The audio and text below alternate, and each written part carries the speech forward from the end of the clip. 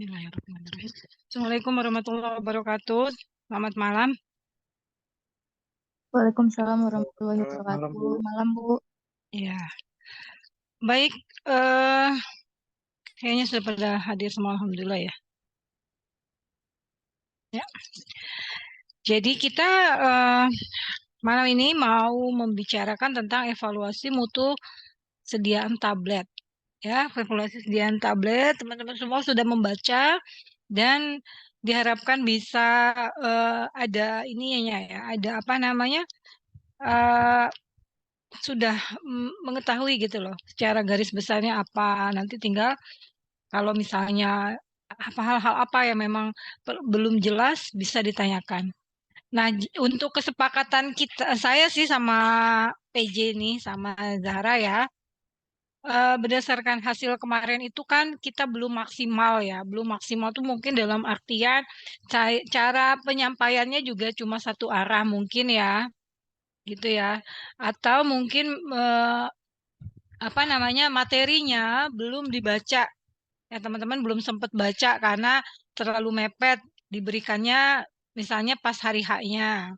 Jadi saya coba sebelum sebelum kuliah seminggu atau beberapa lebih awal lah biar bisa dibaca. Dan untuk bukti membacanya teman-teman semua membuat ringkasan apalah namanya pemain map atau apa yang intinya di kepalanya sudah ada gambaran ya secara garis besar gitu ya. Nah, di sini kan sudah ada pembagian kelompoknya ya. Kita urut aja ya. Jadi diberi kurang lebih 5 menit untuk masing-masing kelompok. Ini kan ada 5 kelompok jadi 25 menit. Silakan kelompok satu dulu. Terdiri dari Anita, Nia Febriana, Indah, kemudian Askia dan Nia.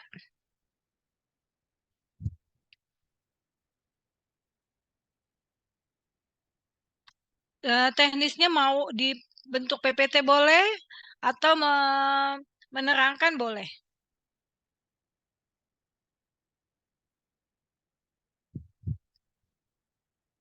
Udah pada ini belum nih ya?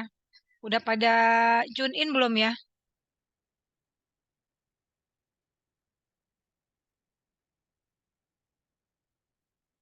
Ini ke Deborah, teman-temannya jadi gabung juga hari ini? Iya, Bu, gabung, tapi kita tidak bisa presentasi pada malam ini. Iya, nggak sebetulnya memang untuk yang Senin siang ini saya juga apa ya, untuk jadwalnya saya sebetulnya memang apa ya, tidak di luar dugaan saya gitu ya. Kalau memang Senin itu ternyata saya nggak bisa gitu. Makanya gimana caranya supaya kita bisa kalau match betul-betul mungkin susah juga ya. Makanya boleh sekarang ikutan atau nanti Senin malam tetap kita lakukan bagaimana, Deborah? Senin malamnya. Jadi siapa aja yang bisa hari Sabtu ini, Sabtu malam atau Senin malam, jadi supaya bisa terakomodir semuanya, ya, seperti itu. Gimana nih kelompok satu? 5 menit aja sih nggak lama-lama ya. Kalau untuk evaluasi ini nanti ada soal-soal ya, soal-soal yang untuk pemahaman. Kelompok satu kalau belum siap ya udah kelompok dua. Nanti ini semuanya ada penilaiannya ya. Kalau yang semua tugas pasti ada penilaiannya ya. Kelompok dua, Septi, Hakim, Fahmi, Mala, dan Elin. Ini Septi yang mana nih? Septi Berta kayaknya.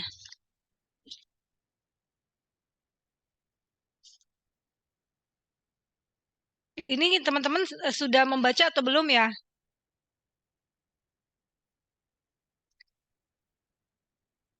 Sudah. Kan sudah diberikan materinya jauh-jauh hari sebelum hari Sabtu ya. Kelompok satu, kelompok dua.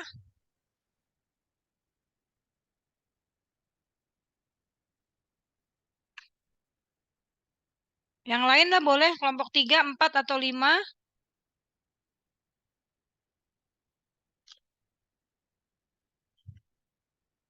Kalau misalnya belum apa namanya belum membaca, ya,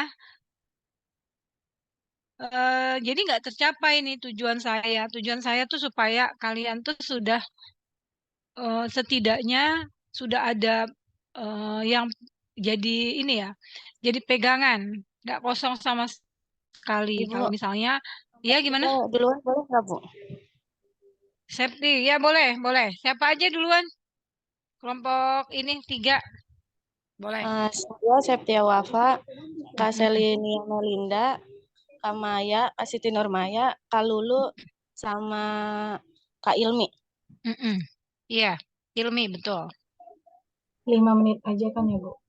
Ya 5 menit aja, nggak usah lama-lama ya.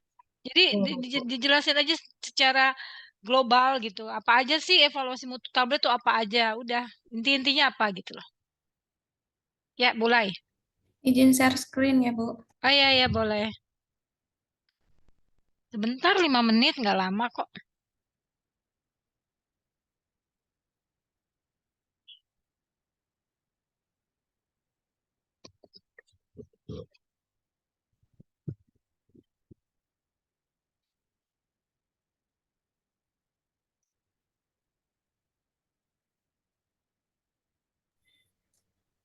Assalamualaikum warahmatullahi wabarakatuh. Assalamualaikum warahmatullahi wabarakatuh. Di sini kami mau mempresentasikan evaluasi mutu tablet yang terdiri dari Ilmi Aulia Robani, Lulu Ilmahnun, Kaselinia Melinda, Septia Wapahairia, dan saya sendiri Siti Nurmaya.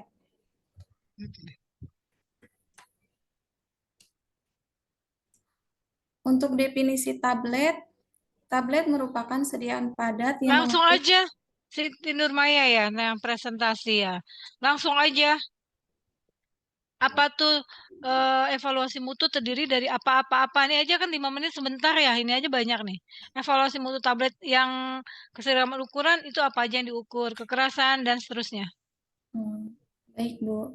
Evaluasi mutu tablet terdiri dari uji organoleptik, keseragaman ukuran, kekerasan, disolusi, keseragaman bobot, keseragaman kandungan, dan preabilitas. Selanjutnya akan dilanjutkan oleh Septia Wapa. Baik, yang pertama yaitu dengan uji organoleptik. Uji ini sangat penting dilakukan yaitu dengan diamati secara visual meliputi warna. Warnanya itu seperti homogen, baunya itu bau sesuai spesifikasi atau bau khas bahan, dan untuk rasanya itu juga sesuai spesifikasi. Lalu yang kedua itu ada keseragaman bentuk dan ukuran. Untuk tujuannya itu menjamin penampilan tablet. Untuk alat yang digunakan yaitu jangka sorong, yang dimaksud ukuran tablet adalah diameter dan tebal tablet. Ketebalan merupakan satu-satunya variabel berkaitan dengan proses pencetakan. Lalu untuk syarat diameter tablet tidak lebih dari 3 kali dan tidak kurang dari 1/3 kali tebal tablet. Baik, selanjutnya dilanjutkan oleh Kak Ilmi.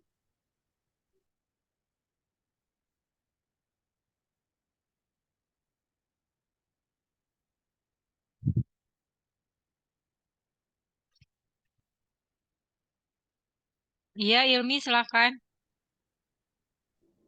Oke, Bu, selanjutnya ada uji disolusi. Disolusi itu artinya melarutkan, yaitu proses suatu partikel obat melarut dalam cairan saluran pencernaan. Uji disolusi artinya uji kecepatan melarut suatu obat dalam cairan saluran pencernaan. Umumnya jika kecepatan melarut obat cepat, maka kecepatan penyerapan obat ke darah juga cepat.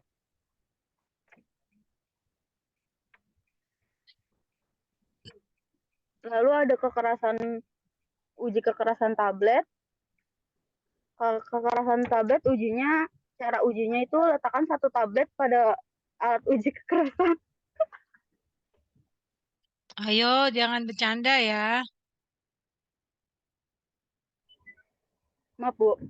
Mm-mm. Setelah diletakkan di uji kekerasan tablet itu alatnya, terus diputar alatnya sehingga tablet akan semakin terhimpit lalu pecah. Terus yang ketiga, catat angka pada skala alat itu, Bu. Itu cara uji kekerasan tablet. Selanjutnya boleh Kak Lulu.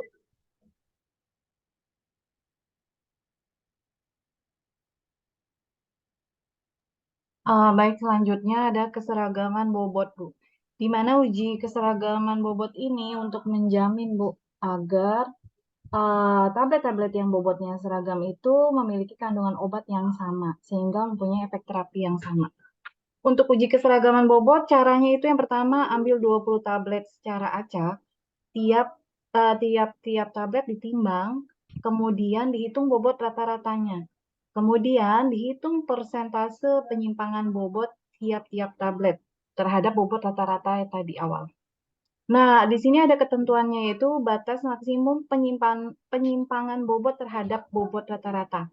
Jika bobot tabletnya itu kurang dari 25 mg, maka dia tidak boleh kolom A-nya 15%. 1 menit lagi ya. Iya, kolom B-nya 30%. Kemudian jika bobotnya lebih dari 25 mg, 26 sampai 150, kolom A-nya 10%, kolom B-nya 20. Seterusnya, sehingga maksimal 2 tablet yang bobotnya itu lebih besar dari kolom A, tidak boleh lebih dari 2. Kemudian yang kolom B tidak boleh ada satu pun yang melewati. Selanjutnya ada viabilitas. Uji viabilitas. Uji viabilitas ini untuk mengecek uji kerapuhan tablet. Di mana menguji ketahanan tablet jika dijatuhkan atau dibanting-banting. Tujuannya untuk mengetes apakah tablet itu rapuh atau tidak. Nama alatnya viabilitas tester. Selanjutnya keseragaman kandungan oleh Lulu.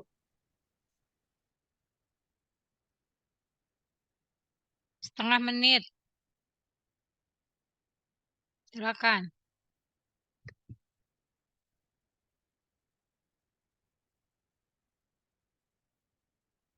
Ibu maaf, mikrofonnya Kak Lulu nggak bisa. Host tidak mengizinkan peserta. Kenapa Ya, begitu? Itu dari sekre ya? Kurang tahu, Bu. Kak Lulu Yes. ngirimin ini sih. Oh ya sudah. Screenshot-nya. Ya udah. Terima kasih ya. Ini kelompok 3 ya. Selanjutnya, Oh itu udah bisa. selanjutnya ada keseragaman kandungan. Untuk ketentuannya sendiri, batas kadar zat aktif dari semua tablet tersebut tidak kurang dari 85% sampai 115%. Maksimal hanya satu tablet yang kadarnya boleh di luar batas, yaitu 75% sampai 125%. Lalu apabila ada satu tablet yang kadarnya seperti yang tadi saya bilangin, maka diambil kembali 20 tablet baru dan ditetapkan kadarnya satu persatu. Kemudian dari 20 tablet baru ini tidak boleh ada satu tablet pun yang kadarnya di luar 85% sampai 115%. Untuk cara ujinya, ambil 10 tablet, lalu ditetapkan kadar zat aktifnya satu persatu. Untuk cara penetapan kadarnya sesuai dengan yang tertera pada monografi obat di Farmakope Indonesia. Sekian presentasi dari kelompok kami. Wassalamualaikum warahmatullahi wabarakatuh. Iya, terima kasih. Waalaikumsalam warahmatullahi wabarakatuh. Ya, jadi kelompok 3 udah bagus, namun jangan baca ya kelompok 3. Kelompok 3 itu saya baca PPT-nya sama persis. Jadi sebenarnya gini aja. Jadi kalau misalnya tablet itu apa aja? Ya, keseragaman ukuran apa yang diukur, diameter dan tebal. Ya, alatnya jangka sorong. Persyaratannya apa gitu. Kedua kekerasan, ya. Dia apa namanya alatnya apa? Kemudian pengujiannya seperti apa? Kriteria penerimanya seperti apa? Seperti itu sih. Tapi nggak apa-apa. Tujuannya kan untuk sudah baca gitu ya. Sebelum memulai materi sudah baca lebih dulu. Ya, terima kasih kelompok 3. Kelompok yang lain? Kelompok 1, Bu. Ya, kelompok 1 silakan.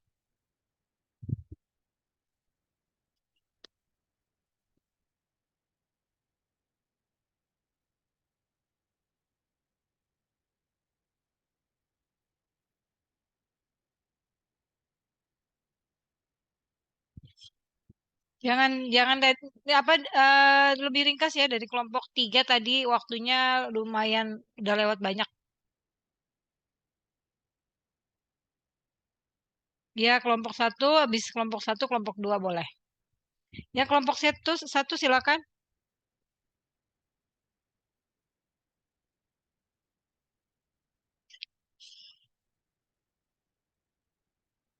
Kelompok 1 Anita, Nia Febriana, Indah, Askia, dan Nia Mulyani. Silakan kelompok 1.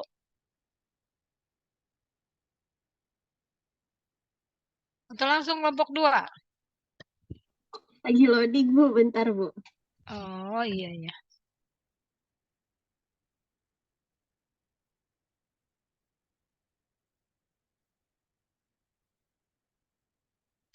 Kelompok 2 siap-siap.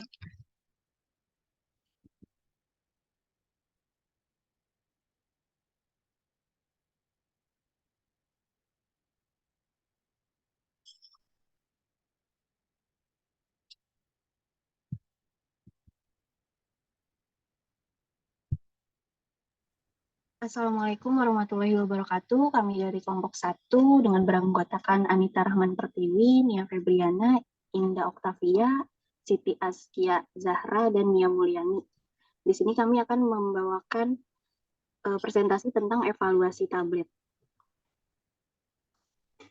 Evaluasi tablet itu terdiri dari kekerasan tablet. Kekerasan tablet itu bobotnya itu tablet 300 ml di antara 4-7 kilo per cm persegi.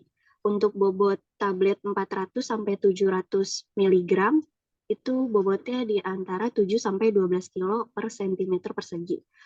Untuk waktu hancur tablet maksimal 15 menit, untuk tablet bersalut waktu hancur maksimal 30 menit. Selanjutnya akan dibawakan oleh Siti Askia. Selanjutnya uji disolusi, artinya uji kecepatan melarut sesuatu obat dalam cairan saluran pencernaan. Syarat disolusi adalah dalam waktu 30 menit minimal 80% jumlah obat larut. Selanjutnya keseragaman bobot, batas maksimum penyimpangan bobot terhadap obat rata-rata. Selanjutnya dilanjutkan oleh Mbak Anita.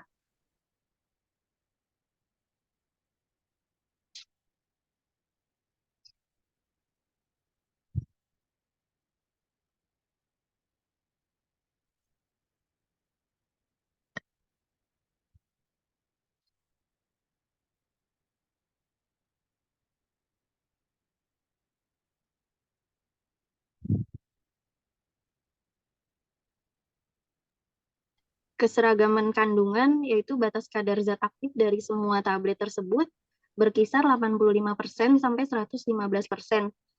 Maksimal hanya satu tablet yang di kadarnya boleh di luar batas, di atas itu pun masih dalam batas 75% sampai 125%. Selanjutnya akan dibacakan oleh Indah. Oh iya, Garden 1. Selanjutnya keseragaman ukuran tablet. Menurut Farmakope Indonesia 3, diameter tablet tidak lebih dari 3 kali dan tidak kurang dari 1/1/3 tebal tablet. Artinya tablet tidak boleh terlalu tipis maupun terlalu lonjong. Selanjutnya akan dibacakan dengan Nia Mulyani.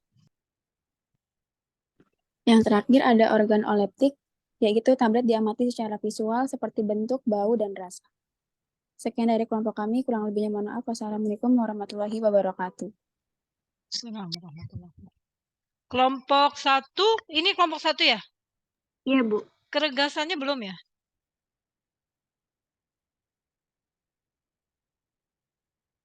Kurang 1 ya keregasan. Ini udah bagus. Karena ini udah singkat banget ya. Hanya dalam waktu 2 menitan lah. Ya, jadi intinya seperti ini. Walaupun nanti kita jelaskan lagi ya masing-masing untuk ya lebih lanjutnya. Namun ini sudah bisa memberikan poin-poin penting ya ke teman-teman semua. Satu lagi ada uji keregasan atau variabilitas ya. Bu, keregasan sama waktu hancur beda atau sama? Mana keregasan mana? Belum Kan? Oh iya. Waktu hancur sama keregasan sama atau enggak, Bu? Beda. Ya, karena alatnya juga beda kan? Waktu hancur itu kan waktu di lambung, cairan lambung.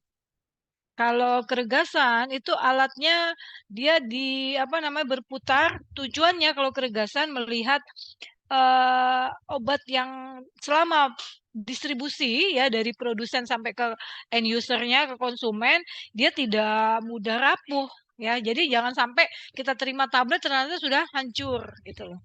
Itu keregasan. Kalau waktu hancur itu di dalam lambung. Ya, jadi satu step sebelum ke uji disolusi namanya uji waktu hancur dulu, gitu ya. Ya gitu. Jadi kan paham tuh kalau udah baca kelompok 1. Bagus ya kelompok 1. Lanjut kelompok 2.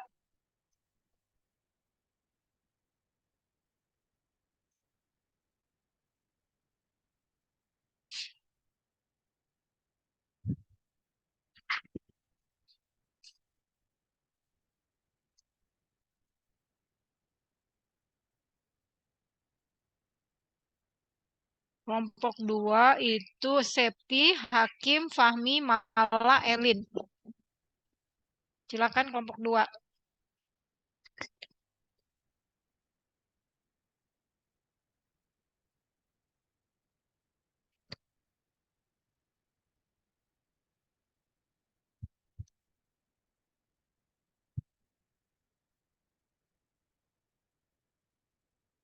Sebentar Bu, masih loading. Iya, iya, iya.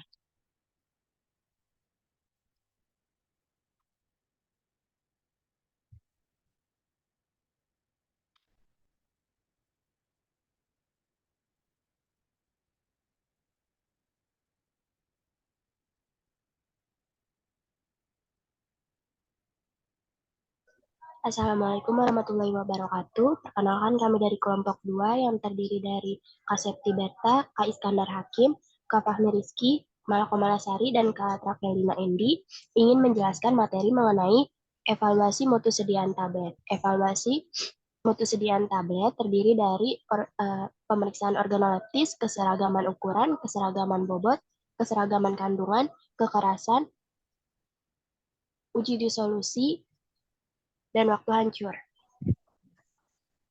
Organoleptis itu pemeriksaan yang dilakukan dengan panca indera meliputi bau, bentuk, dan rasa. Selanjutnya akan dijelaskan oleh Kak Travelina. Selanjutnya keseragaman ukuran. Keseragaman ukuran itu yang diukur meliputi diameter tablet dan tebal tablet. Cara ukurnya menggunakan jangka sorong. Menurut FI3, diameter tablet tidak lebih dari 3 kali dan tidak kurang dari 1/3 tabletnya. Artinya, tablet tidak boleh terlalu tipis maupun terlalu lonjong. Iya, 1/3 ya. Jadi 4/3. Iya, Oke, lanjut.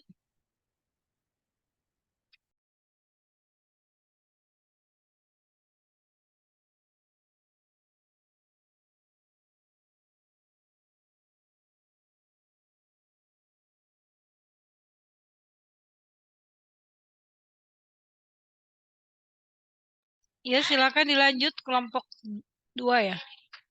Selanjutnya ada dari waktu hancur. Biasanya waktu hancur itu mengetahui lamanya tablet hancur. Biasanya kalau untuk tablet hancur itu maksimal 15 menit. Kalau untuk tablet bersalut itu biasanya 30 menit. Dan kalau untuk enterik itu biasanya dalam cairan asam itu maksimal 60 menit. Lalu untuk uji disolusi, biasanya uji disolusi itu mengetahui partikel obat yang larut dalam saluran pencernaan. Biasanya uji disolusi itu kecepatan obat terlarut dalam suatu saluran pencernaan.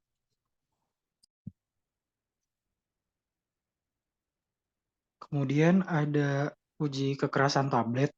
Jadi sesuai sama yang udah teman-teman baca, bisa dilihat di PPT udah ada contoh gambarnya. Jadi nanti tuh ada kaplet atau tablet yang kita cek dimasukin ke satu wadah yang nanti bakalan dihimpit atau ditekan. Nah, nanti tuh biasanya kalau di pabrik industri itu udah ada mesin khususnya, biasanya namanya hardness tester. Mereknya itu bisa dari Permates, ada juga Sotax, terus dan lain-lain ya. Habis kita taruh tabletnya di wadah biar dia dihimpit, nanti bakalan muncul tuh keterangan dia kekerasannya berapa. Biasanya juga di pabrik-pabrik farmasi udah ada mesin yang nyertain keterangan diameternya juga sama ketebalannya. Terus biasanya habis uji kekerasan lanjut ke keregasan atau friabilitas.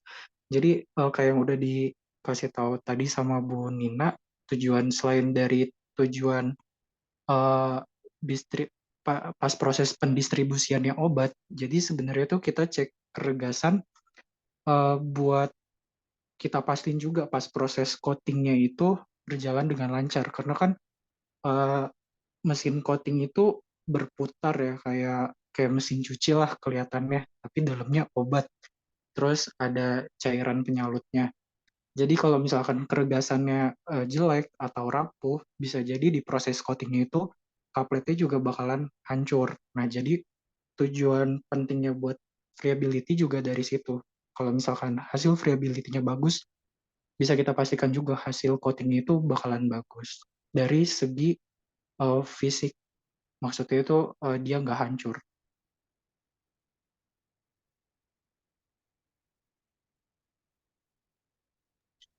Oke, terima kasih Fahmi infonya. Ini Fahmi di industri ya kerjanya ya?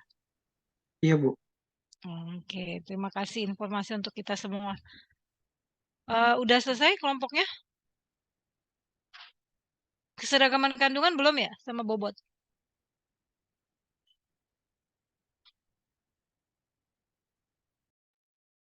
Oh, boleh saya lanjutin lagi, Bu. Untuk keseragaman bobot, biasanya itu pabrik farmasi punya standarnya masing-masing, tapi sesuai sama yang yang mau kita pelajarin juga, syarat-syaratnya juga hampir mirip. Jadi kayak lebih baik tuh bobotnya seragam, tidak lebih dan tidak kurang dari persyaratan. Biasanya kalau di pabrik farmasi itu lebih ketat, biar hasil evaluasi kandungannya juga sesuai seragam. Gitu. Jadi kayak satu kesatuan gitu sih dari keseragaman ukuran, bobot, sama kandungan. Cukup, Bu.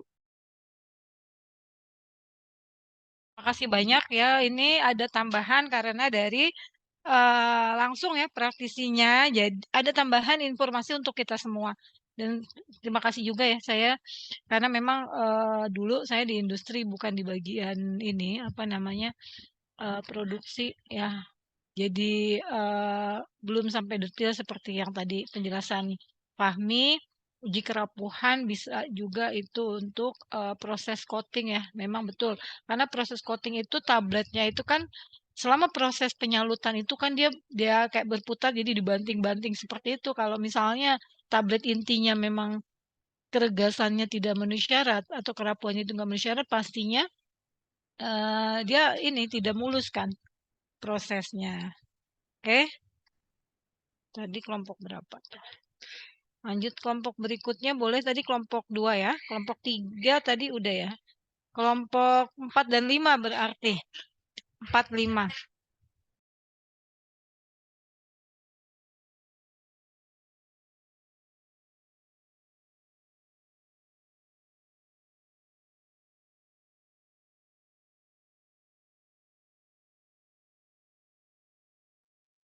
Ibu kelompok 4 izin presentasi, Ibu. Kelompok 4 silakan.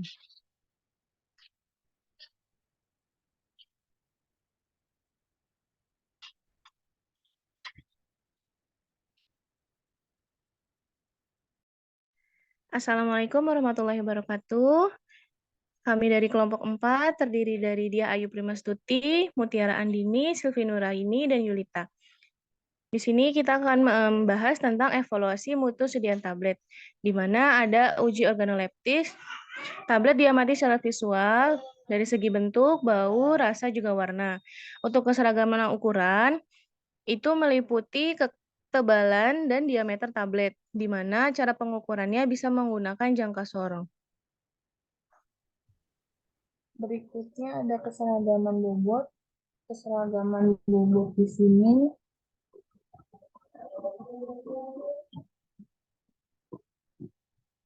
yaitu menentukan penyimpangan bobot dari tiap-tiap tablet terhadap bobot rata-ratanya. Selanjutnya ada juga keseragaman kandungan, yang dimana penetapan kadar zat aktifnya itu satu per satu.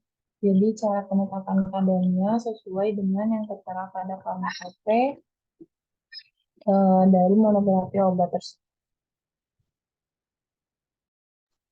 Selanjutnya ada uji kekerasan tablet. Untuk ketentuannya itu bobot tablet 300 mg atau kurang itu 4-7 kg per cm persegi. Kalau bobot tabletnya 400 mg sampai 700 mg itu 7-12 kg per cm persegi. Nah, untuk cara ujinya yaitu tabletnya itu satu tablet diletakkan ke wadah yang buat nguji, terus nanti diputar atau ditekan, nanti muncul skalanya, nah itu kekerasan tabletnya. Selanjutnya ada uji friabilitas atau kerapuhan tablet. Tujuan dari uji ini adalah untuk menguji ketahanan tablet bila dijatuhkan atau dibanting-banting. Suatu tablet yang baik itu memiliki nilai kerapuhan sebesar 0% atau tidak rapuh sama sekali. Yang selanjutnya yaitu waktu hancur. Jadi waktu hancur itu adalah uji untuk mengetahui lamanya tablet hancur di dalam pencernaan. Nah, ini biasanya untuk tablet salut enterik itu di dalam cairan asam itu 60 menit, tidak boleh hancur. Kemudian dalam cairan dapar pH 7 atau usus harus hancur. Kemudian uji disolusi, ini proses suatu partikel obat melarut di dalam cairan saluran pencernaan. Nah, ini syarat disolusi itu dalam waktu 30 menit minimal 80% jumlah obat yang harus melarut. Demikianlah presentasi dari kelompok kami, kurang lebihnya kami mohon maaf. Wassalamualaikum warahmatullahi wabarakatuh. Waalaikumsalam warahmatullahi wabarakatuh ya. Makasih. Lebih cepat lagi nih. Kelompok berikutnya terakhir. Kelompok 5.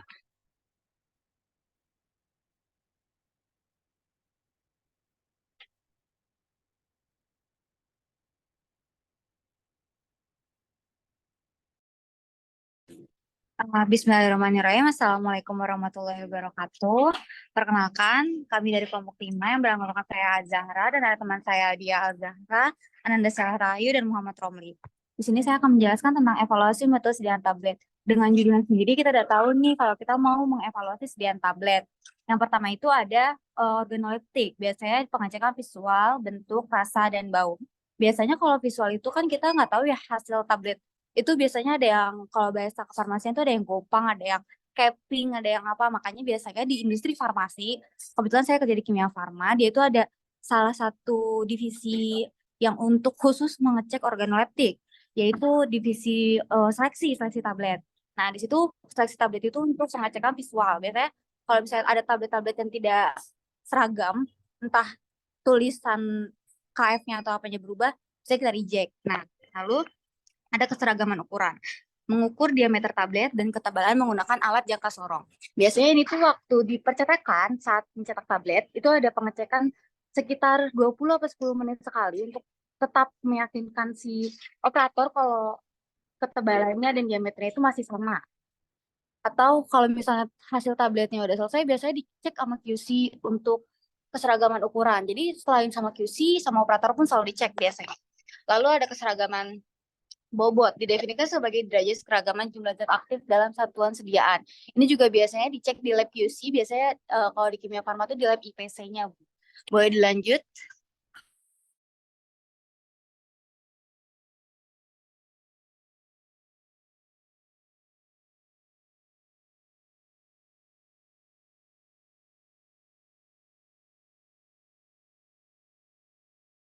Kepada Ayudia Zahra, boleh dilanjut untuk keseragaman kandungan.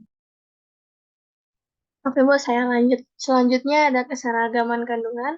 Keseragaman bobot bukan merupakan indikasi yang cukup dari keseragaman kandungan. Jika zat aktif merupakan bagian kecil dari tablet atau jika tablet bersahabat pula. Ketentuannya itu batas kadar zat aktif dari semua tablet tersebut itu 85% sampai 115%. Maksimal hanya satu tablet yang kadarnya boleh di luar di atas batas. Itu pun masih dalam batas 75% sampai 125%. Selanjutnya ada uji disolusi, yaitu proses suatu partikel obat melarut dalam cairan saluran pencernaan. Ketentuannya itu berbeda-beda untuk setiap tablet, namun biasanya syarat disolusi adalah dalam waktu 30 menit, minimal 80% jumlah obat sudah melarut. Selanjutnya dilanjutkan oleh Nanda. Selanjutnya, sehabis keseragaman kandungan itu ada uji kekerasan tablet. Itu untuk pengecekan kekerasan agar mengetahui tablet itu rapuh atau tidak. Ketentuannya itu biasanya bobot tablet 300 mg kurang 4-7 kg per cm. Atau bobot tablet 400-700 mg 7-12 kg per cm.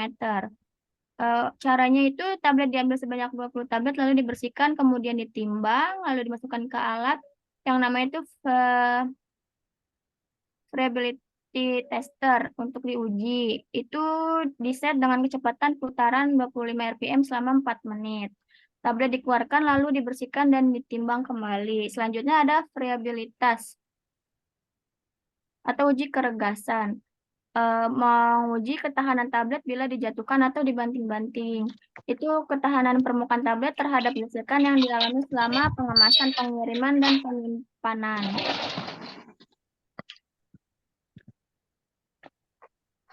Pengujian kerapuhan ini juga merupakan satu teknik untuk menentukan kekuatan fisik tablet ketika tablet tersebut mengalami gesekan atau getaran. Selanjutnya ada waktu hancur, bisa dijelaskan oleh Roni. Yang terakhir, waktu hancur. Waktu hancur itu uji untuk mengetahui lamanya tablet hancur pada saluran pencernaan. Nah, maksimal hancurnya itu 15 menit. Nah, untuk tablet bersalut itu maksimal 30 menit. Dalam saluran enteri, dalam cairan asam lambung itu 60 menit sudah boleh hancur. Nah, pada usus dia harus hancur. Nah, cara mengujinya yaitu ambil sampel tablet dan masukkan ke dalam alat uji. Nah, alat ujinya disebut disintegration tester. Nah, pada suhu 30 derajat Celcius. Nah, alat dijalankan sampai semua tablet terlihat hancur. Nah, waktu yang digunakan untuk menghancurkan semua tablet disebut waktu hancur. Sekian.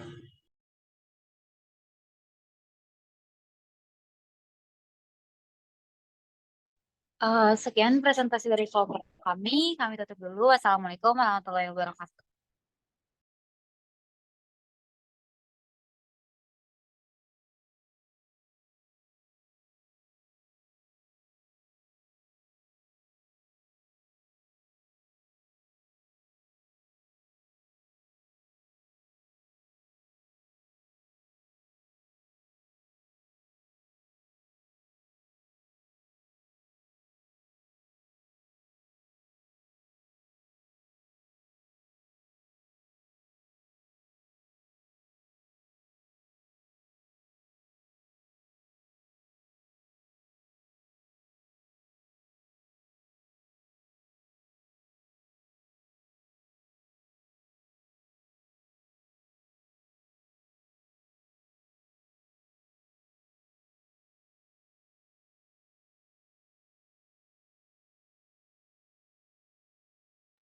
Orang ibunya kepental kayaknya, Ra.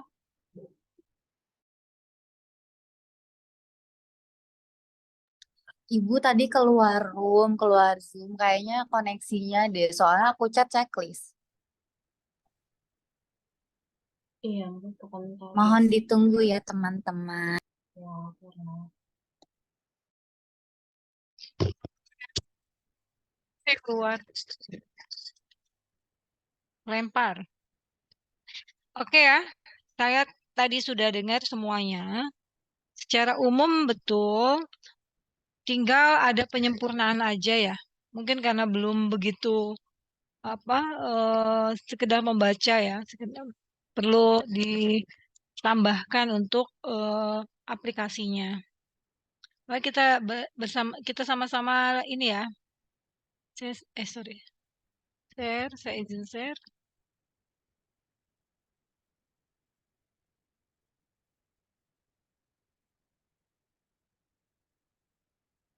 Ya. Jadi tadi sudah teman-teman semua sudah membuat mind map yang cukup simpel ya. Cukup simpel untuk memberi penjelasan tentang tablet ya. Tablet yang dihasilkan dievaluasi dengan evaluasi yang seperti apa. Jadi tadi ada beberapa yang menyebut keseragaman bobot itu belum memberikan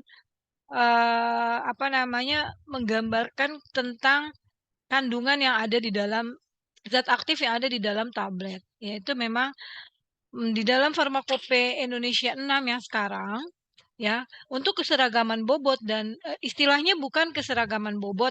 Ya, mungkin teman-teman yang kerja di pabrik sudah bisa nih ya paham ya. Kalau keseragaman bobot itu sesuai dengan FI 3. Kalau FI 6 itu namanya keragaman bobot. Ya, ini belum diperbaiki PT-nya. Keragaman bobot dan keseragaman kandungan ini keduanya itu masuk ke dalam parameter keseragaman sediaan. Ya, ada di Farmakope Indonesia di ketentuan umum nomor 911 itu tentang keseragaman sediaan. Nanti kita lihat ya. Di sini ya. Pertama sekali ya untuk melihat mengidentifikasi dari organoleptis. Ya, organoleptis itu meliputi apa aja? Warnanya apa? Ya, secara visual organoleptis ya dengan panca indera kita. Warnanya, di sini bentuknya, kemudian baunya, rasanya kalau perlu boleh dicobain kalau memang kita yakin ya itu tidak berbahaya karena obat itu kan racun ya kalau tidak sesuai dengan indikasinya. Seperti itu ya. Itu organoleptis dengan panca indera. Berikutnya adalah yang pengukuran, ini juga FI3 ya, keseragaman ukuran. Ya, yang dilihat itu adalah diameter dengan tebal tablet.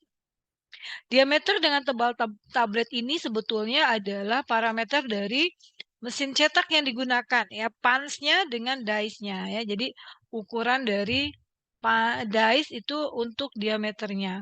Nah, untuk ketebalan ya, biasa yang bervariasi itu ketebalan. Kalau diameter kan sudah sesuai dengan ukuran dice-nya. Ketebalan ya bisa bervariasi karena tergantung dari pengisian ke dalam rongga dice-nya dan kompresinya. Semakin besar daya tekannya kan semakin tipis ketebalannya. Sehingga memang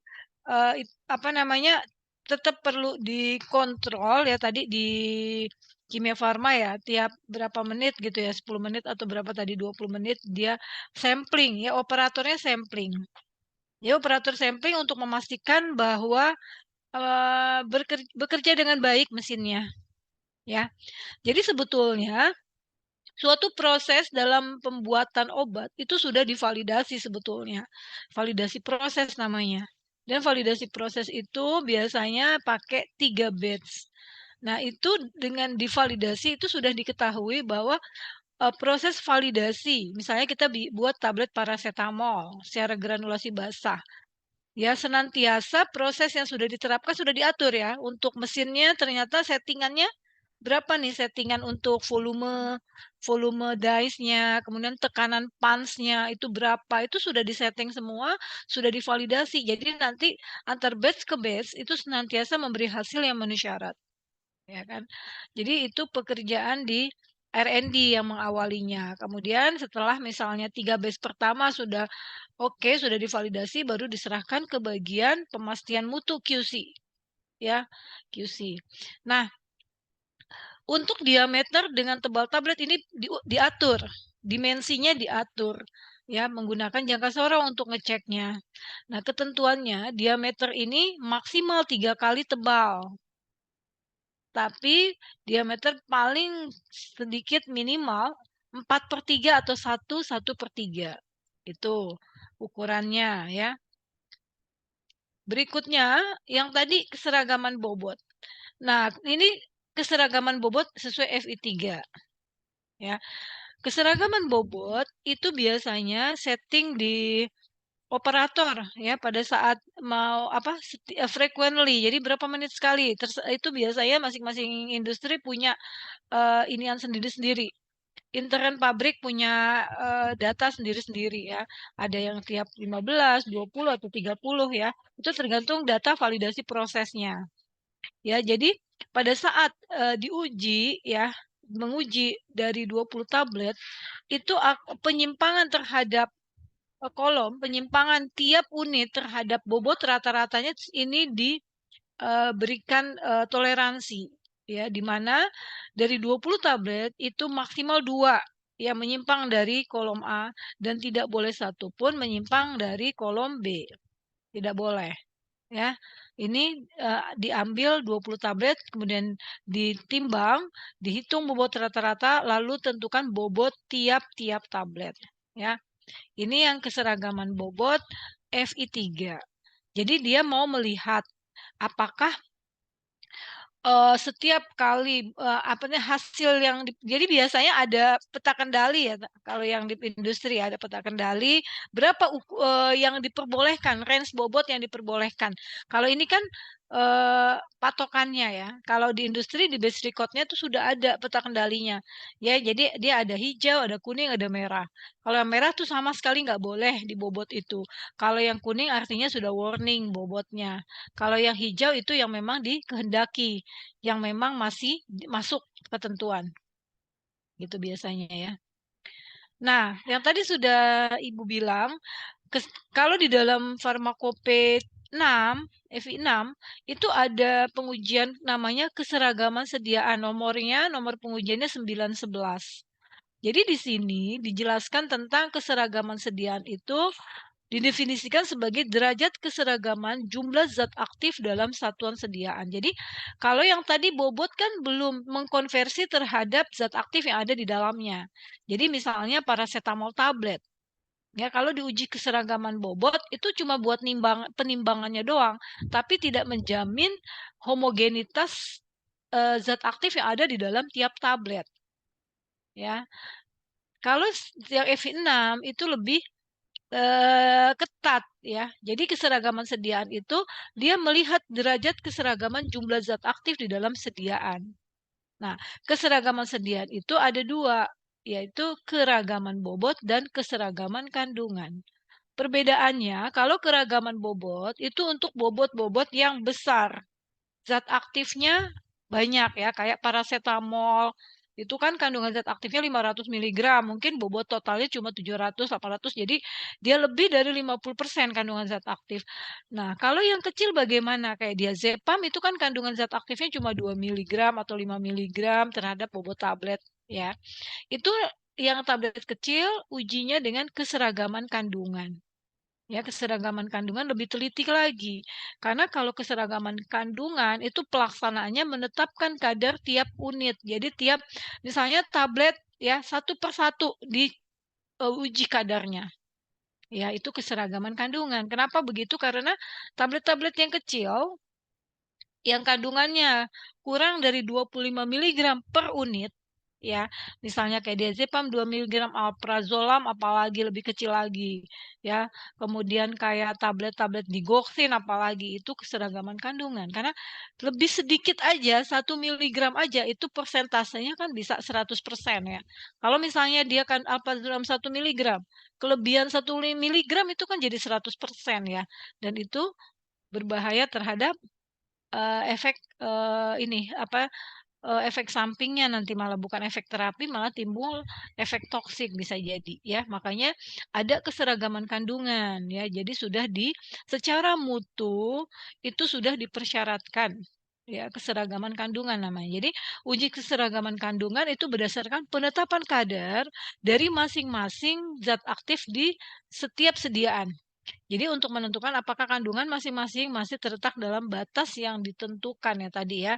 Jadi kalau misalnya syarat tablet, nanti kita lihat monografi FI6 ya, kita lihat di situ ada misalnya paracetamol tablet. Ya syarat kadarnya 90 sampai 110% dari yang tertera pada etiket. Ya. pabrik biasanya begitu membuat sediaan, begitu rilis, kadarnya itu bukan mendekati pada batas atas 100%, bahkan bisa lebih ya. Karena nanti untuk menjaga selama masa shelf life, masa edarnya, batas minimalnya kan 90% ya. Jadi pas rilis diusahakan memang di batas atasnya gitu. Itu keseragaman sediaan.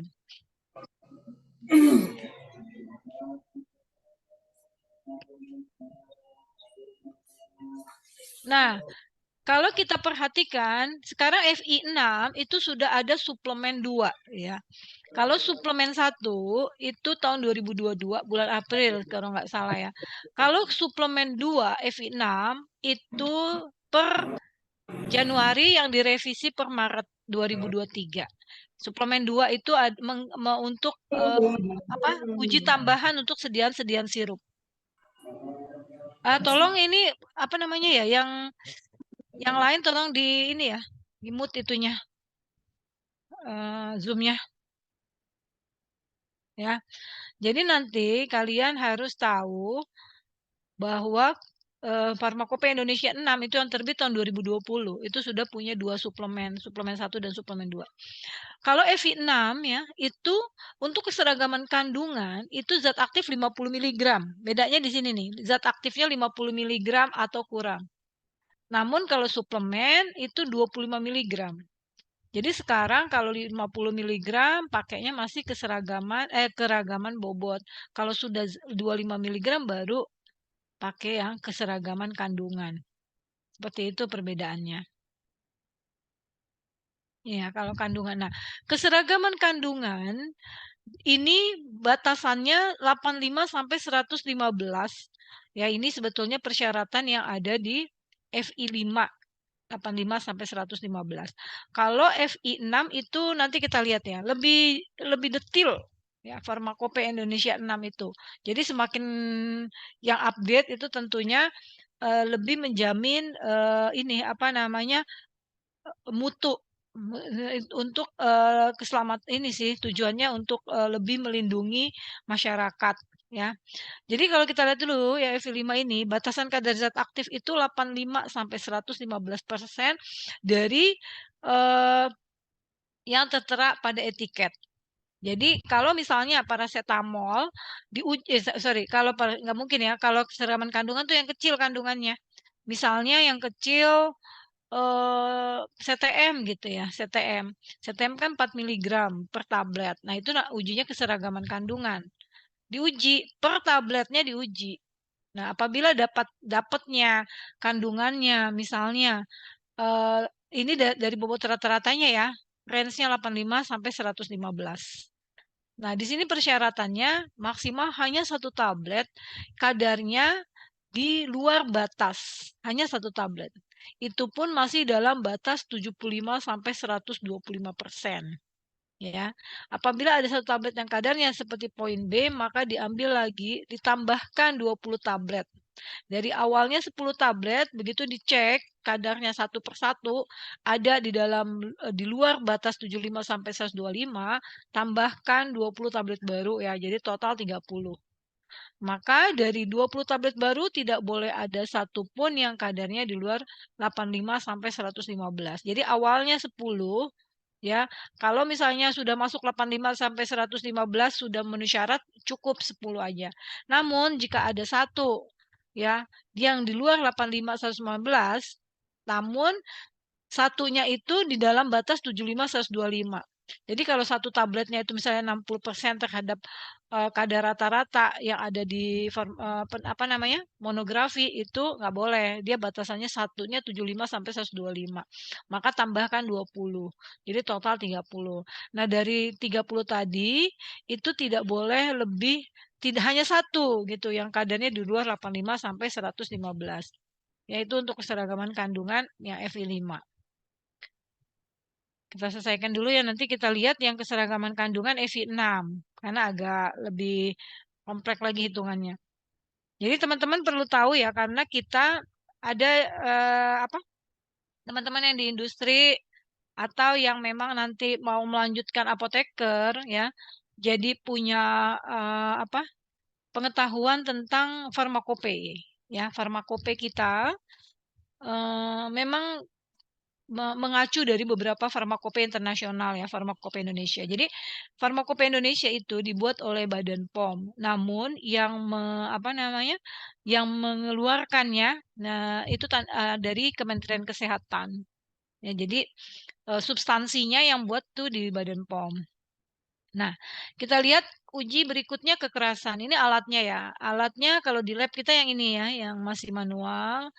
Kalau di industri pastinya sudah yang otomatis kayak gini. Tadi mereknya tuh dari Fahmi disebutin ya.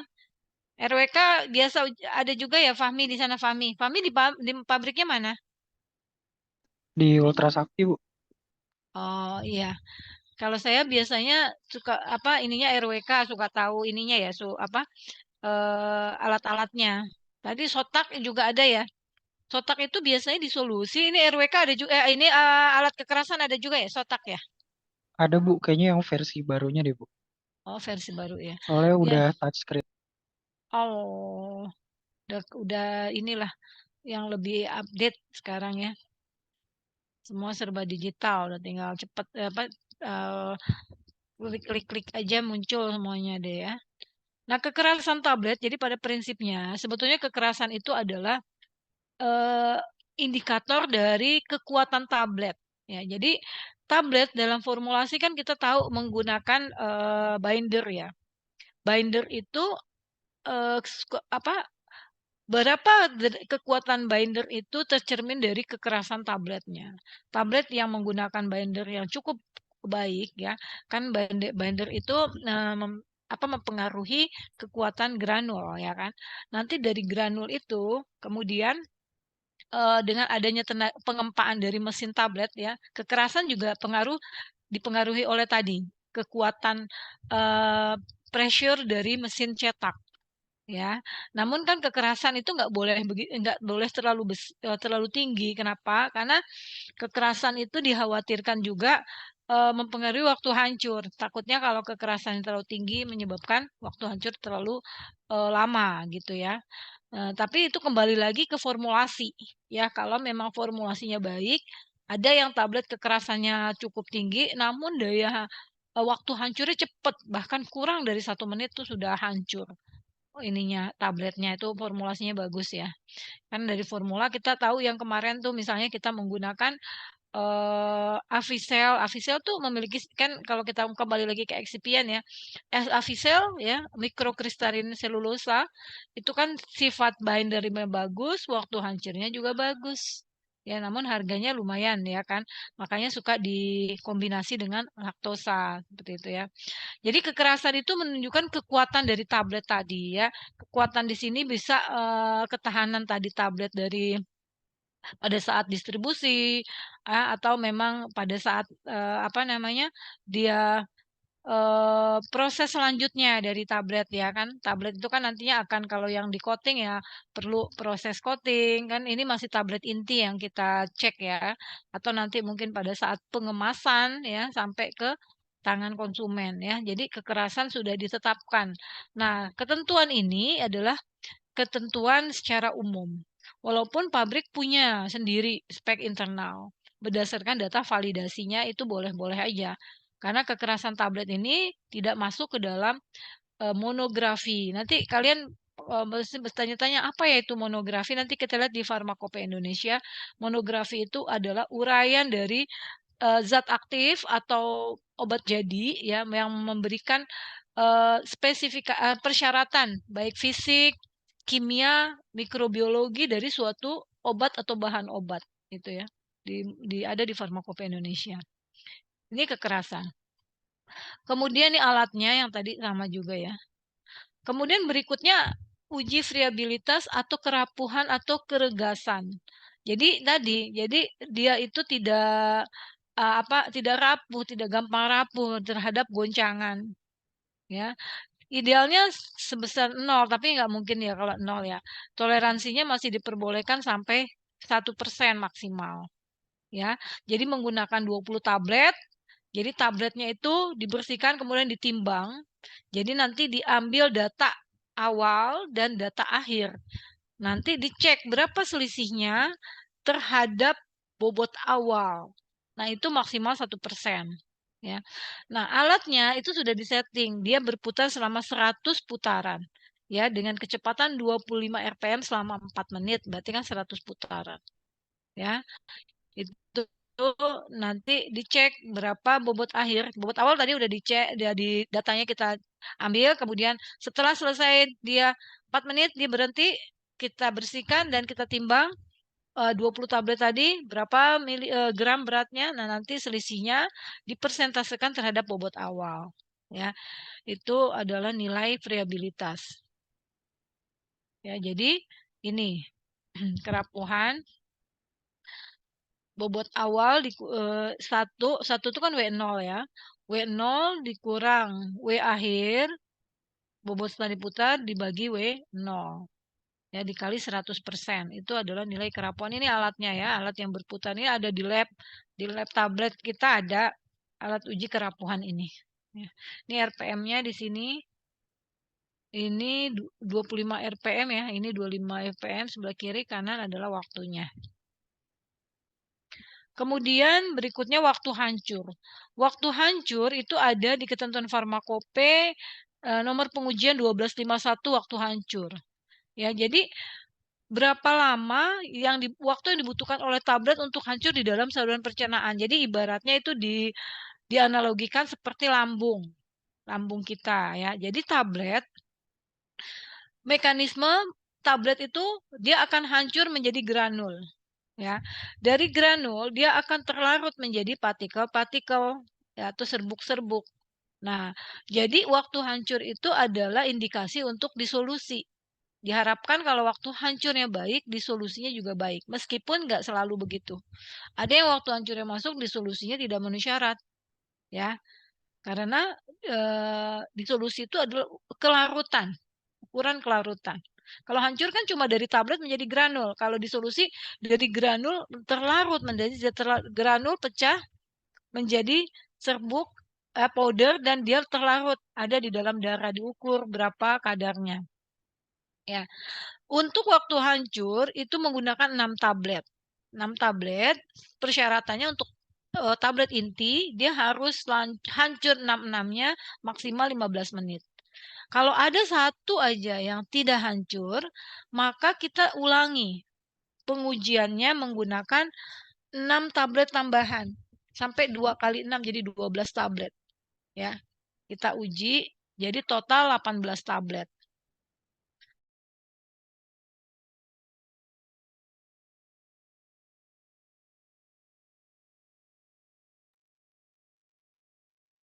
Jadi dalam total 18 kan tadi 6. Ada satu nih tidak memenuhi syarat, tambahin lagi 12 tapi nggak bisa langsung karena kan alatnya itu satu kali running itu cuma 6. 6 kemudian sekali lagi 6 jadi 12. Jadi totalnya menjadi 18. Jadi persyaratannya dari 18 itu hanya boleh 2. Ya, jadi tidak kurang 16 dari 18 tablet itu harus hancur sempurna dalam waktu 15 menit untuk tablet inti. Kalau tablet salut, misalnya salut gula, salut selaput, itu lebih lama lagi. Itu bisa 30 menit. Kalau yang salutnya enterik, jadi enterik itu artinya kan usus ya, enteron usus. Jadi tablet salut enterik memang dirancang dia hancurnya bukan di dalam lambung, tetapi di usus. Jadi di dalam asam, yaitu di dalam lambung, dia nggak boleh hancur. Itu ada persyaratannya.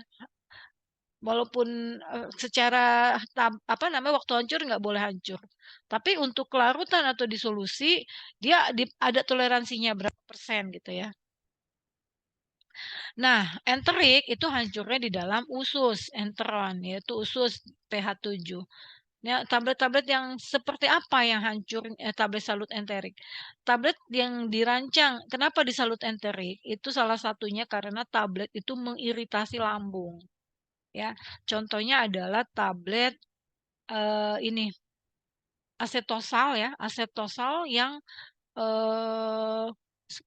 asetosal sekarang itu kandungannya kecil ya, 80 sampai 160 mg sebagai obat antiflatolet ya. Sekarang udah nggak dibolehin lagi, memang masih transisi sih ya, asetosal yang sebagai obat analgetik ya. Karena efek samping dari asetosal itu terhadap iritasi lambung besar. Dulu kan kita tuh banyak ya, masih ada ya asetosal yang 500 mg untuk obat analgetik. Ya, namun sekarang itu sudah ada edaran dari Badan POM itu memang tidak dibolehkan untuk obat apalagi untuk obat demam anak.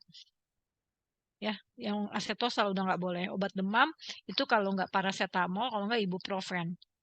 Ya, jadi efek samping dari asetosal itu mengiritasi lambung sehingga dia salut enterik. Begitu ya. Jadi kita untuk wawasan teman-teman juga, kalau asetosal diperhatikan deh nanti kalau yang kerjanya di klinik coba dilihat. Asetosal masih ada nggak yang kadar 500? Pengetahuan saya sudah yang 80 sampai 160. Kalau masih ada, itu mungkin masih masa transisi ya, karena obat existing itu sulit kalau untuk di-cut sama sekali ya. Perlu waktu untuk mereka reformulasi. Ya, ini cerita tentang waktu hancur ya. Jadi waktu hancur tergantung dia apa, tablet inti, tablet salut, salutnya salut apa? Salut biasa itu salut selaput dengan salut gula atau salut enterik. Ini alatnya ya. Alat waktu hancur satu chamber ini alat ini isinya 6 sedia tablet. Ya, untuk 6 unit ya, bisa tablet, bisa kapsul. Kemudian uji disolusi ya, uji disolusi itu menyatakan larutnya. Jadi dia lebih dalam lagi ya dibandingkan waktu hancur. Kalau waktu hancur kan tablet pecah menjadi granul. Kalau ini granul terlarut zat aktifnya ya. Kalau disolusi membicarakan zat aktifnya sudah terlarut di dalam cairan tubuh. Ya. Saluran pencernaan, tapi dia namanya terlarut itu di dalam darah ya.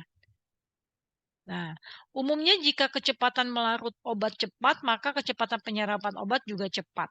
Ya, kan karena obat itu baru bisa kadarnya bisa diukur kalau dia sudah larut ya.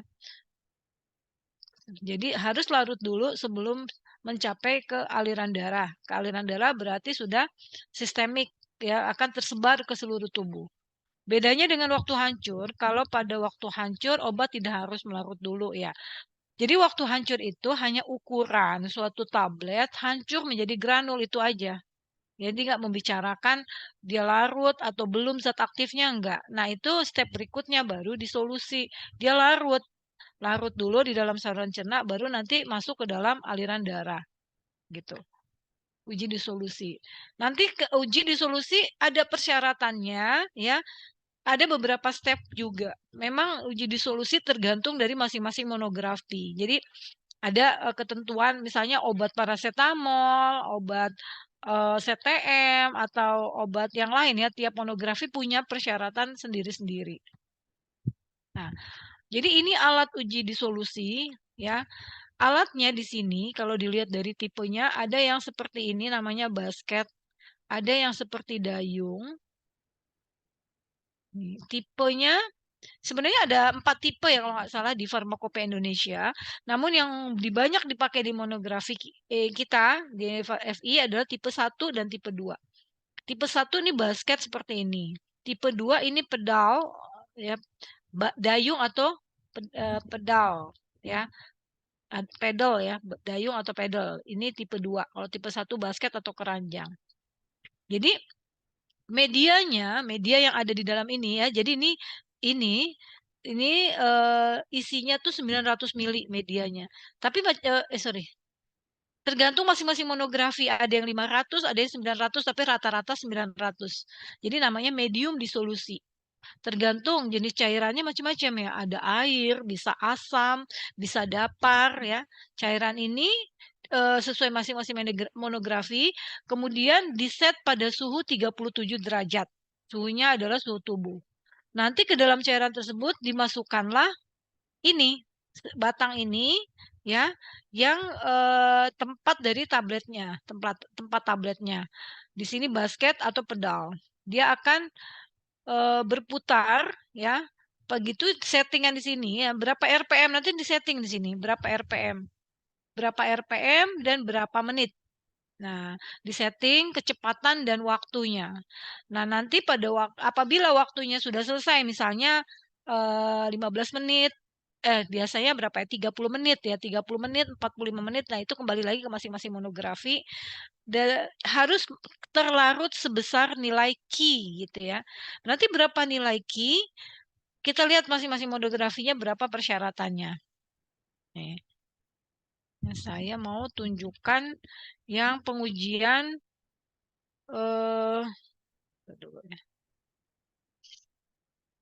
disolusi dulu deh ya.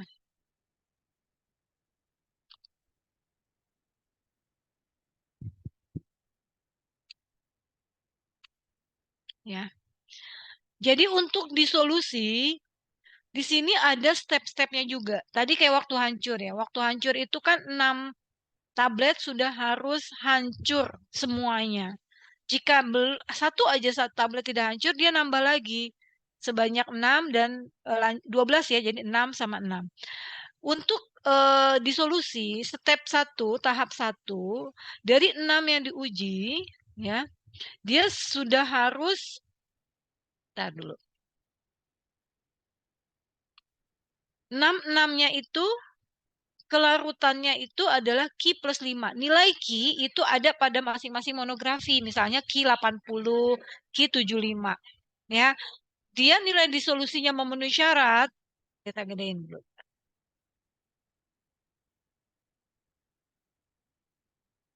Ya, kelihatan ya. Udah kelihatan belum? Halo? Kelihatan, Bu. Ya. Jadi di PPT-nya masih kurang. Jadi kalau kita mau mengevaluasi, kita harus punya standar. Ya, kalau kita namanya evaluasi nggak ada standar, itu bukan evaluasi. Karena nanti kita harus bisa menyimpulkan itu memenuhi syarat atau tidak. Dinyatakan memenuhi syarat jika dia memenuhi ketentuan yang ada di dalam standar. Ya, begitu ya. Nah, untuk disolusi, ketentuannya itu dia S1-nya harus larut sebesar Q plus 5. Jadi Q-nya 80, tapi persyaratan disolusinya adalah plus 5. Jadi tiap unit tidak boleh kurang dari Q plus 5. Kalau Q-nya 80, berarti tiap 6-6-nya disolusinya minimal banget 85. Ya. Nah, misalnya nih kita nguji 6. Ada ya Q-nya 80. Kalau misalnya ada satu unit aja yang dapat nilainya misalnya di bawah dari 85, itu gimana caranya? Fahmi gimana, Fahmi?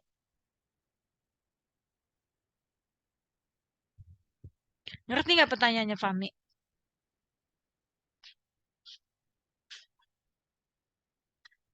Fahmi atau Zahra deh, yang di industri. Jika dalam uji disolusi ada satu, misalnya persyaratan Q-nya 80 ya, begitu dicek, satu tablet dapatnya itu di bawah 85. Gimana caranya?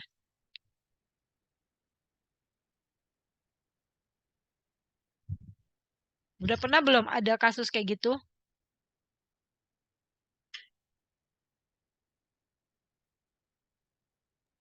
Belum pernah sih, Bu, saya. Belum pernah ya? Oh, di bagian apa kerjanya? Di produksi juga, cuman belum pernah ngalamin kasus yang kayak gitu. Yang disolusi ya, karena memang disolusi itu bukan masuk ke IPC ya. Kalau IPC itu hanya yang fisik ya, bobot, kekerasan, keregasan, waktu hancur. Kalau disolusi nggak termasuk yang IPC. Disolusi itu masuk ke spek rilis ya.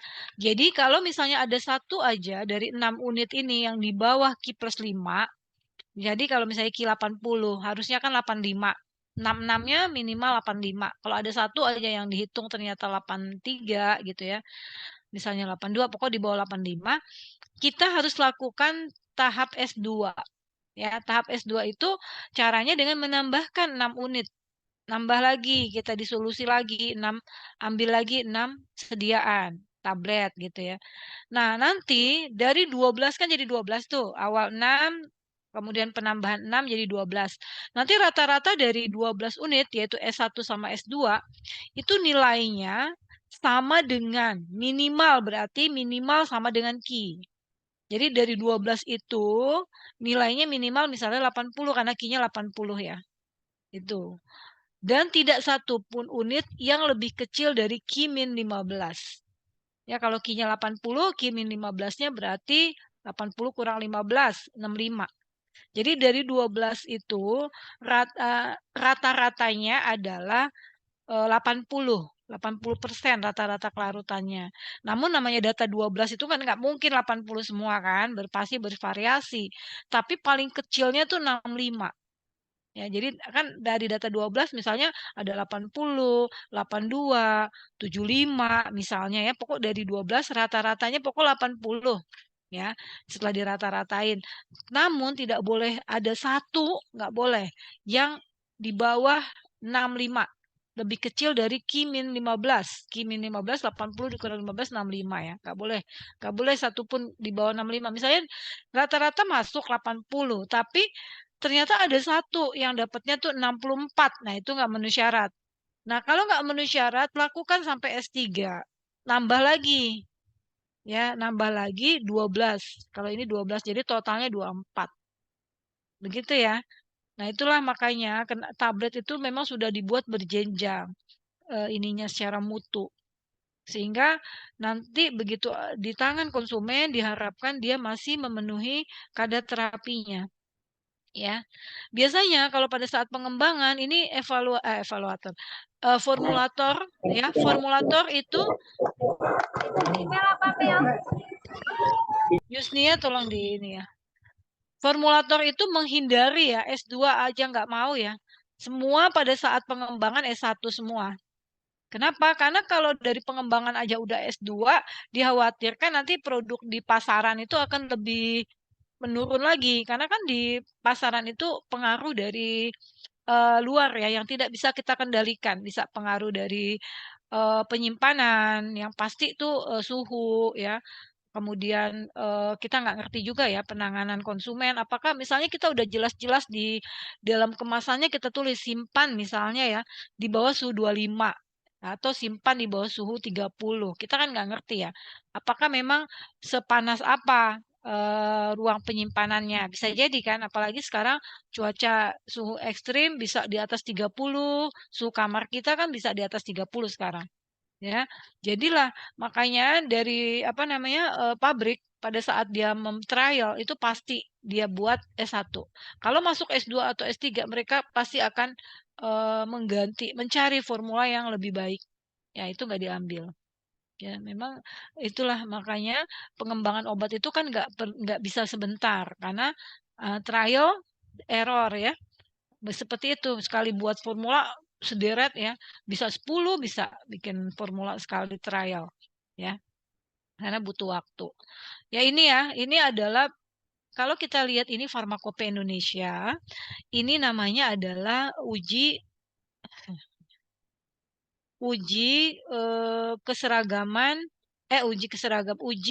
disolusi ya. Nih, kita lihat di sini disolusi ada uraiannya di Farmakope Indonesia. Uji disolusi nomornya adalah 1231. Uji waktu hancur juga ada 1251, uji keseragaman sediaan juga ada. Ya, semuanya lengkap. Lah, kalau yang tadi disebut-sebut sebagai monografi ya, ini adalah contoh monografi. Nih, sulfamethoxazole ini contoh monografi. Di dalam di dalam Farmakope Indonesia itu monografinya ada bahan baku, ini sulfamethoxazole, ada juga obat jadi, ya, obat jadi. Ini contohnya ini injeksi. Ya. Nanti di dalam ini namanya monografi injeksi sulfamethoxazole dan trimethoprim. Di dalamnya ada ketentuan apa? Dia di dalamnya tentang syarat mutu injeksi sulfamethoxazole trimethoprim yang beredar di Indonesia. Syarat mutu. Ya. Kalau kita lihat yang tablet nih ya, kita cek tablet. Misal tablet ini acetaminophen.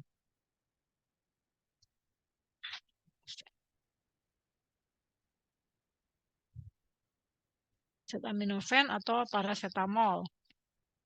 Ini kalau ini suspensi, kita lihat yang tablet coba ya.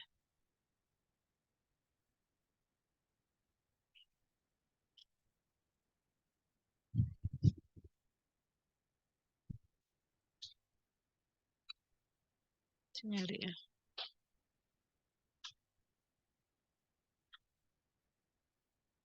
Stop aja deh. Nah, kita lihat sendiri di sini nih. Ini suspensi, gitu tablet. Nah, ini tablet ya. Tablet paracetamol, ini monografi tablet paracetamol. Jadi tablet paracetamol yang beredar di Indonesia, yang dirilis oleh industri-industri farmasi itu harus memenuhi ketentuan ini. Ya, apa aja isinya di dalam monografi? Yang pertama adalah keterangan deskripsi bahwa tablet paracetamol mengandung paracetamol, ya, ini rumus molekulnya C8H9NO2. Berapa kandungannya? Yaitu tidak kurang dari 90% dan tidak lebih dari 110% dari jumlah yang tertera pada etiket, ya. Jadi selalu terhadap, ya, dibandingkannya yang tertera pada etiket. Jadi misalnya paracetamol 500 mg. Nah, itu 500 mg itu jadi pegangannya itu yang tertera pada etiket. Jadi nanti hasil penetapan kadar industri berapa persennya terhadap 500 mg yang ada di etiket. Ya, paling kecil 90,0, paling besar 110. Di luar ini dianggap tidak memenuhi syarat, ya. Kedua adalah ada keterangan baku pembanding. Baku pembanding itu adalah suatu standar yang digunakan untuk pengujian paracetamol baku pembanding Farmakope Indonesia. Ya, itu sudah ada di P3OMN yang menyiapkannya. Kemudian apalagi yang ada di monografi? Ada identifikasi. Ya, jadi identifikasi itu secara paling awal, ya, sebelum melakukan pengujian lain, identifikasi, ya. Identifikasi mau ngecek apa benar ini paracetamol atau bukan. Ada dua uji identifikasinya, ada waktu retensi dan ini adalah kalau kromatografi lapis tipis yang B-nya. Dua-duanya harus dilakukan oleh industri, ya.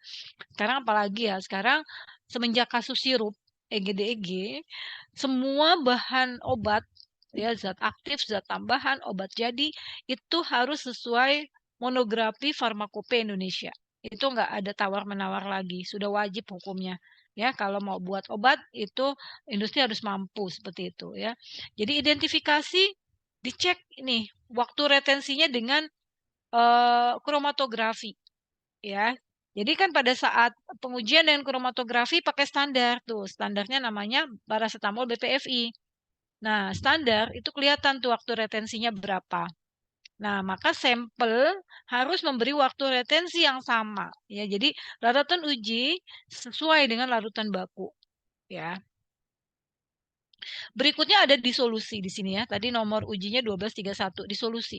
Disolusi itu di sini yang udah ditetapkan nih di setiap monografi itu adalah medianya. Ya, beda-beda ya setiap monografi media disolusinya apa. Makanya kita mengacu ke monografi kalau mau uji disolusi. Media disolusi 900 ml dapar fosfat pH 5,8. Alatnya tipe 2. Tadi tipe 2 itu pedal atau dayung, ya. Kecepatan 50 rpm. Waktu disolusinya 30 menit. Jadi alat uji disolusi akan disetting 50 rpm 30 menit. Nah, nanti begitu 30 menit selesai, baru kita sampel, kita ambil. Nah, alikot ini maksudnya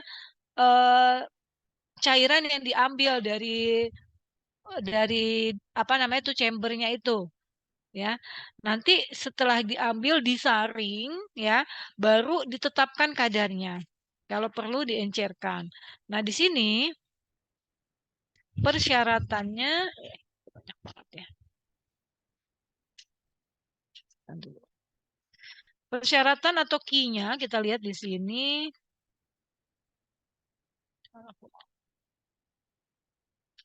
Key-nya itu sudah ada ketentuannya, berapa key-nya?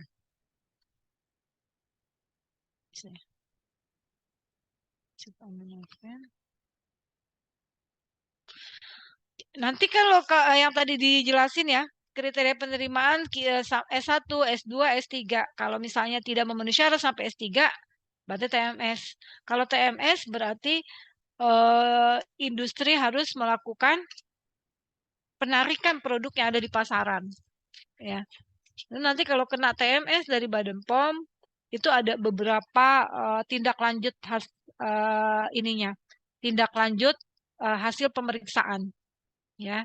Bisa mereka menghold, ya. Menghold itu artinya nggak boleh diedarkan, ya. Bisa juga ditarik dari peredarannya. Jadi jangan main-main, ya. Jadi dalam membuat obat, industri itu harus berpedoman kepada ketentuan-ketentuan yang berlaku, ya. Dari mulai CPOB untuk fasilitas produksi, kemudian produk yang diedarkan memiliki izin edarnya, izin edar akan diberikan sesuai ketentuan registrasi, ya. Dan dia memiliki masa edar selama 5 tahun. Dalam jangka waktu si produk itu beredar, ya, ada perubahan apapun, ya, baik terhadap mutu maupun penandaan, itu harus dilaporkan ke Badan POM. Ya, ini nanti kan kalian ini semua nih pasti kalau udah lulus kan bisa jadi sarjana farmasi atau apoteker, melanjut ke apoteker, bekerja sebagai registrasi officer. Ya, dari sekarang nih saya kasih tahu, ya. Dimanapun kalian itu bekerja nantinya, tolong harus membaca aturan mainnya. Ya, misalnya mau di industri, kemudian di bagian apa? Di bagian registrasi. Kalian harus baca ketentuan-ketentuan sebagai registration officer. Kalian mau daftarkan obat apa? Obat tradisional, kosmetik, atau obat kimia. Lihat ketentuannya, buku panduannya, buku pedomannya. Ya, jangan sampai terjadi hal-hal yang tidak diinginkan. Ya, atau kalian yang bekerja di bagian produksi atau quality control apapun, ya. Itu harus pertama adalah pegangannya kalian standar mutu dulu, ya, standar mutu yang ada di pabrik. Ini kalau yang di pabrik saya bicara, ya. Kemudian aturan main kalau industri kan hubungannya dengan produksi obat, ya, industri, ya. Kalau produksi obat itu seperti apa? Ketentuan CPOB harus terpenuhi. Kalau misalnya di CPOB kan itu harus penanggung jawabnya yang ada minimal 3 kan, kemarin udah diinfoin, ya.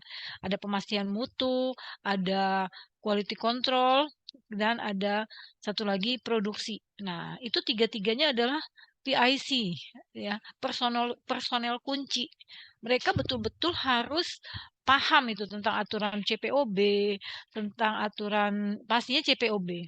Nah, tergantung nanti untuk registrasi, ya. Itu masing-masing industri beda-beda, ya. Ada yang punya bisnis development sendiri, ada yang registrasi itu di bawah direktur direktur produksi, itu masing-masing. Ya, intinya dimanapun kita bekerja, kita harus tahu pedoman atau guideline di bidang itu, ya. Jadi jangan sampai nanti sebagai registration officer tapi nggak ngerti aturan main yang ada di registrasi misalnya. Itu kan nanti akan menyulitkan sendiri kalian. Karena kan kalau kerja kan pasti punya target. Harus capai target.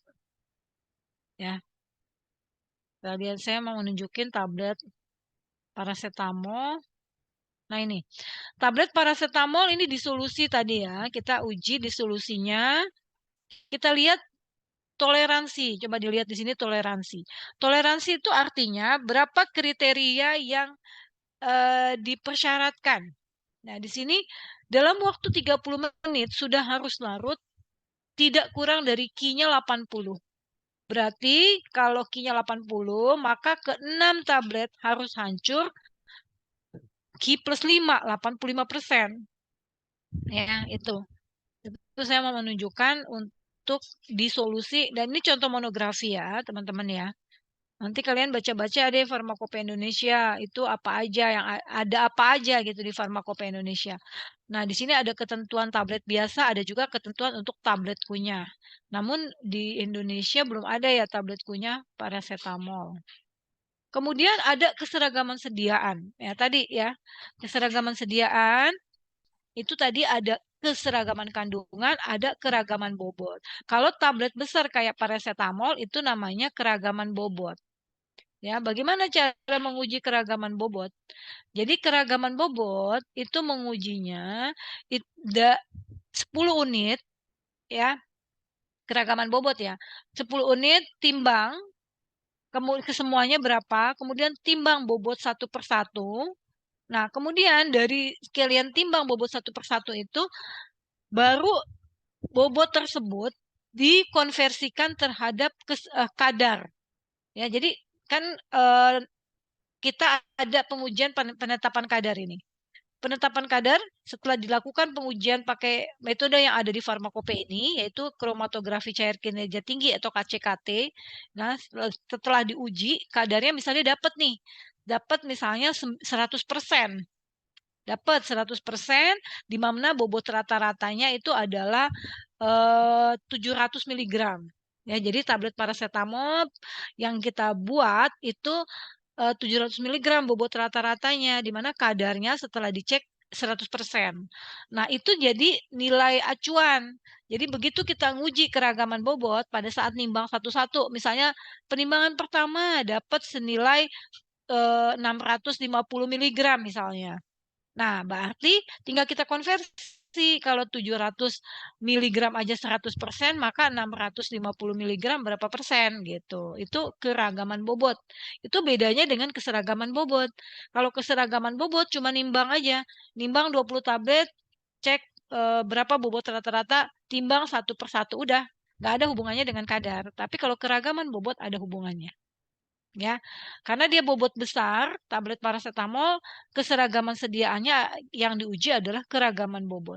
Tapi untuk tablet yang kecil, dia diuji keseragaman kandungan.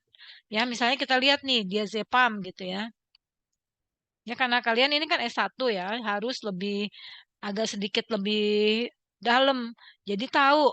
Nanti bingung kalau misalnya farmakope, aku ada keseragaman kandungan ini apaan gitu ya. Ini gimana caranya gitu. Nah, itu harus dikasih contoh. Ada di farmakope, kita lihat di sini. Jadi di farmakope nama pengujiannya bukan keragaman bobot atau keseragaman kandungan, bukan. Namanya keseragaman sediaan. Ini nama judul besarnya. Ya, nanti dari keseragaman kandungan kita lihat, oh ini diazepam nih contoh nih ya.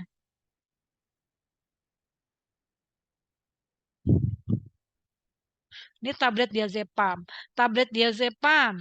Ini ada kayak tadi ya, di deskripsinya persyaratan 90 sampai 110. Kemudian identifikasi disolusi, nih lihat ya. Beda lagi nih media disolusinya pakai HCl. Ya, kalau tadi kan pakai dapar pH 5,8 kalau nggak salah ya.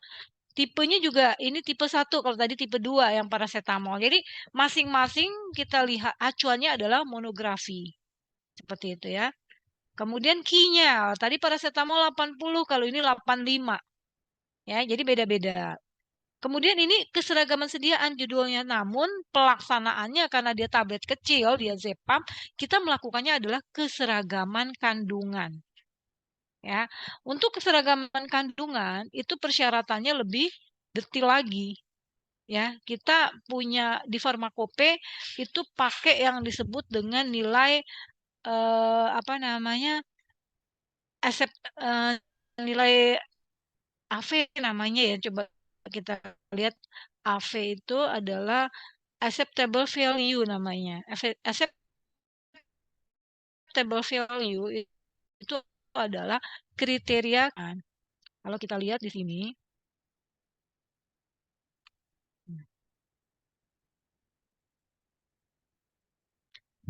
Jadi, AV, acceptable value, untuk keseragaman kandungan. Keseragaman kandungan itu pakai 10 tablet. Ya, 10 tablet. 10 tablet ini diuji kadarnya pakai ini nih, HPLC. Ini areanya, didapatlah kadarnya ini. Nih. Nah, dari dapat kadar ini dalam miligram, ini dalam persen. Sekian ya. Kalau misalnya ini tablet kecil kayak diazepam, ya. Tadi kan misalnya diazepam lah ya, 90 sampai 110. Ini range-nya kan masuk ya, 90 sampai 110 dengan rata-rata 100,85. Standar deviasinya adalah 1,63 ya. Ini udah ada rumusnya di sini, dan acceptable value-nya 3,92 ya. Nah, 3,92 ini ada ketentuan di farmakope. Acceptable value rumusnya dari mana? Memang agak sedikit ini ya, agak sedikit perlu pemikiran ya. Di sini kalau kita lihat farmakope Indonesia, ntar ya. Mana nih?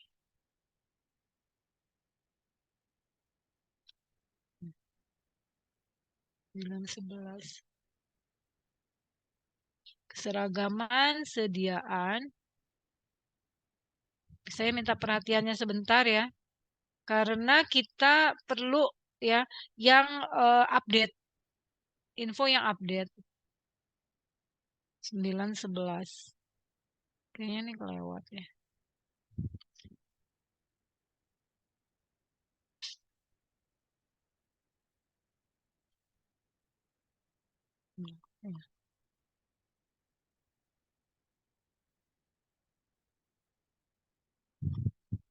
Kita dulu ya.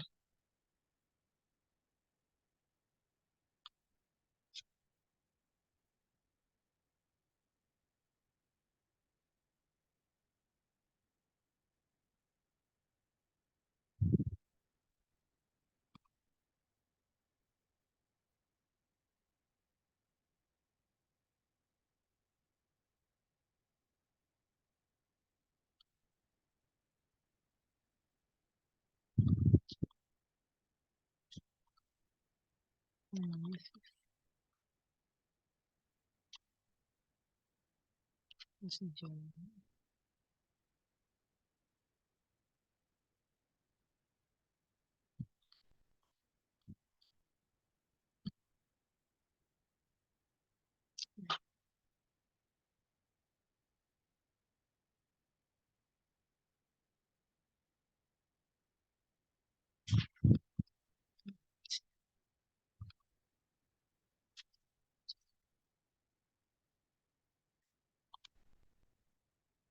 aja.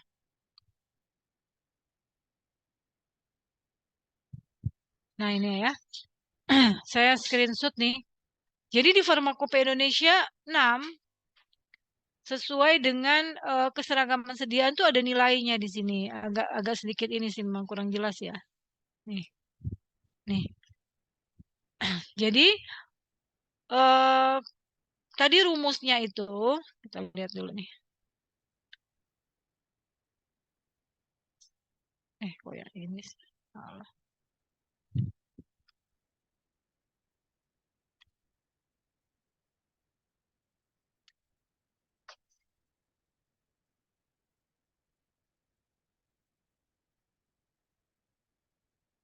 Nilai AV dengan screenshot tadi mana ya?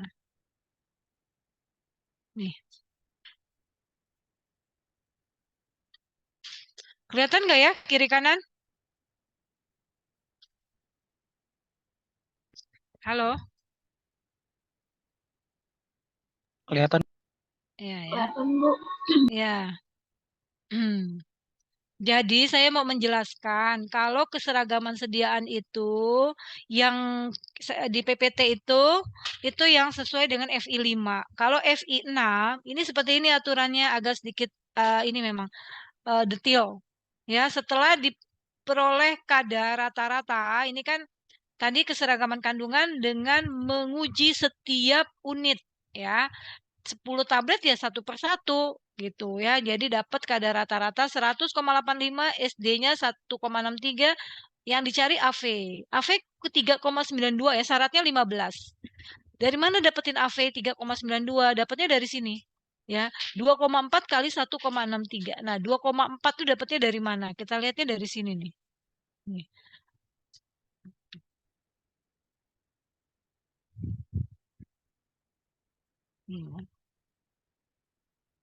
Rumusnya itu pakai yang ini. Nah,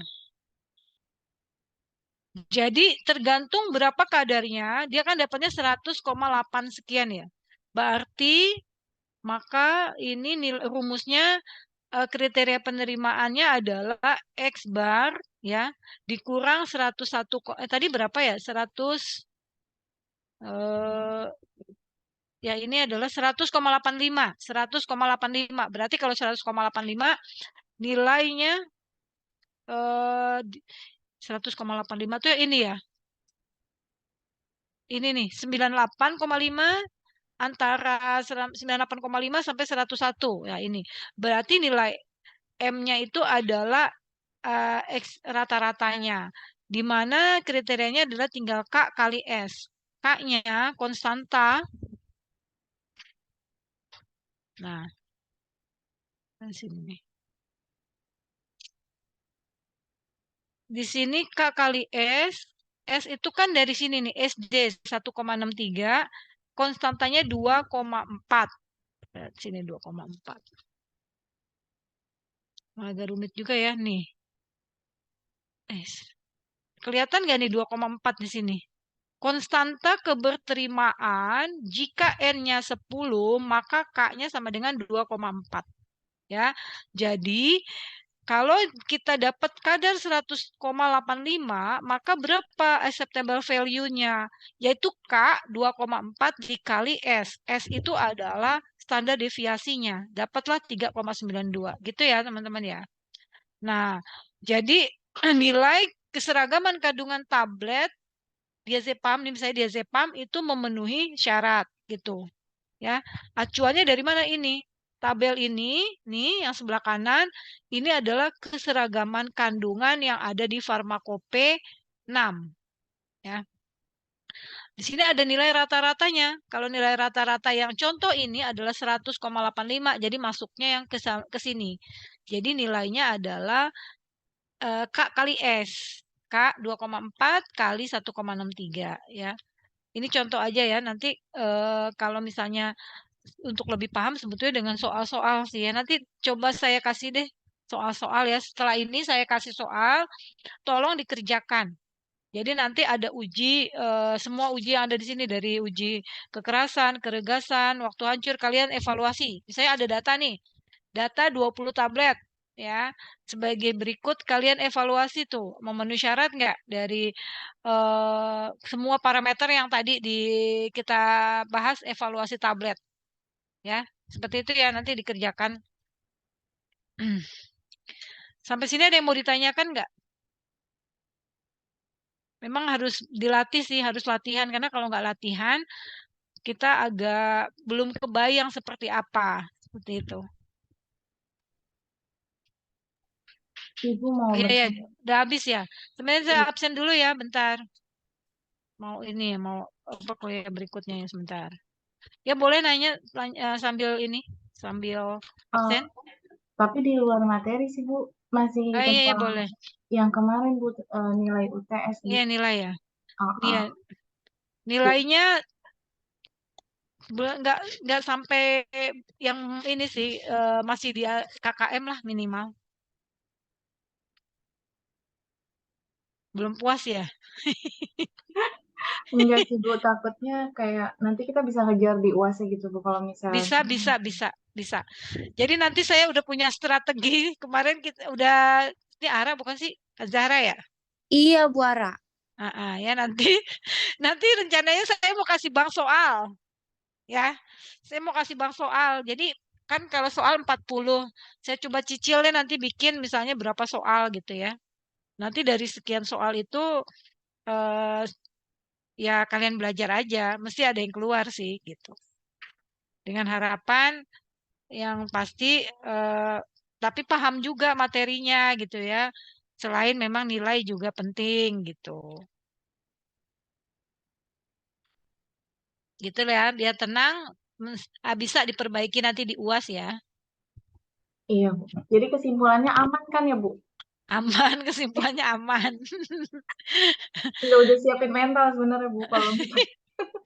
Saya juga mental juga nih kalau yang ngajarnya berarti kan nggak ini ya. Kalau sebagian besar pada nggak aman. Coba kita absen dulu nih. Ya makanya tolong ya ini kayaknya kita tetap harus kerjasama ya, nggak mungkin ya. Nggak mungkin kalau cuma dari satu sisi aja. Jadi saya udah nyiapin, tapi mungkin saya juga evaluasi terlalu apa ya, terlalu padat kali ya, kurang latihan ya. Makanya nanti kita latihan yang tablet ya. Absen ya. Diah Ayu. Hadir Ibu. Farah Fauzia. Sarah, maaf. Sarah Fauzia. Hadir Bu. Anita Rahman. Hadir Bu. Sylvia Yuni. Hadir Bu. Mala Komalasari. Hadir Bu. Muhammad Romli. Hadir Bu. Yulita. Hadir Bu. Travelina. Hadir Bu. Lulu Ilmahnun. Hadir Bu. Septi Berta. Hadir. Siti Nurmaya. Hadir Ibu. Ayudia. Hadir Bu. Fahmi. Hadir Bu. Ananda. Hadir Ibu. Iskandar Hakim. Hadir Bu. Nia Febriana. Hadir Bu. Azahra. Hadir Bu. Ananda Maharani. Ananda hadir Bu, ada. Mutiara Andini. Hadir Bu. Nia Mulyani. Hadir Bu. Septia Wafa. Hadir Bu. Indah Oktavia. Hadir Bu. Siti Fatimah. Siti Fatimah hadir Bu.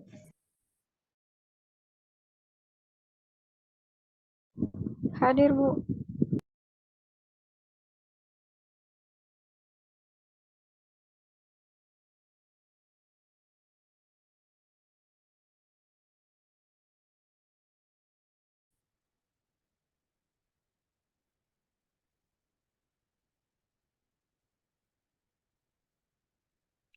Mohon maaf ya kalau kelempar lagi saya.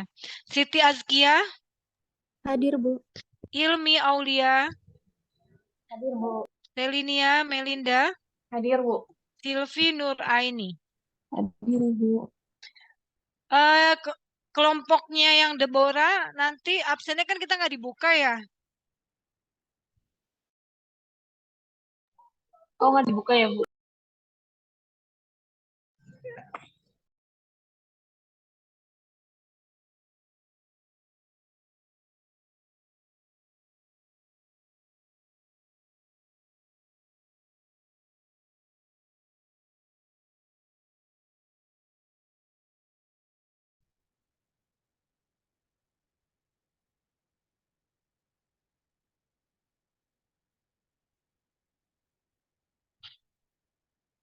Mohon maaf ya, saya kelempar-lempar terus. Aduh, masalah banget nih. Sebentar ya. Yang Deborah tolong di screenshot. Bu, maaf info dari Bu Hani sudah dibuka. Hah, sudah? Sebentar ya, coba saya ini lagi. Saya refresh maksudnya. Ini kayaknya laptop saya lagi ada masalah juga nih. Kok hang sih?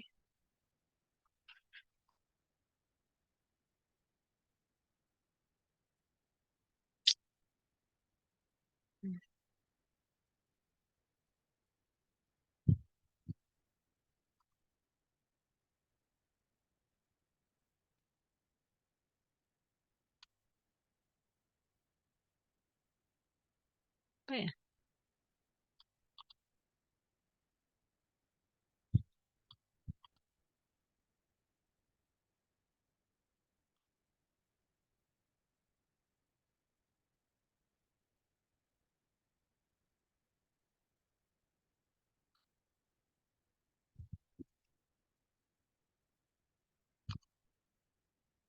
Halo?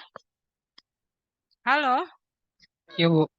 Aduh, Iya mohon Bu. maaf ya. Iya Bu, Saya jelas internetnya Bu. nggak stabil banget ini dari tadi kelempar-lempar. Sorry banget. Info Bu Ani udah ya sebentar ya. Saya lagi nge-refresh juga ini. Masih muter-muter ini saya nih sianya.